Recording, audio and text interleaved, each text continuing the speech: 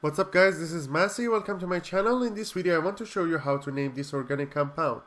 As you see here, we have a ring with 5 carbon atoms and we have 2 hydroxyl groups. It means that we are dealing with an alcohol.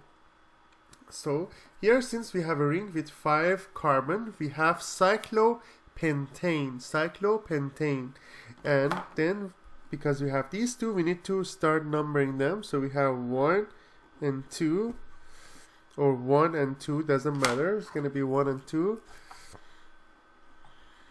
Cyclopentanediol. Why diol? Because we have 2 hydroxyl groups. So since we have 2 hydroxyl groups, we have pentadiol. So we need to keep this in here. Be very careful. So 1 and 2, cyclopentanediol. Thank you for watching and have a great day.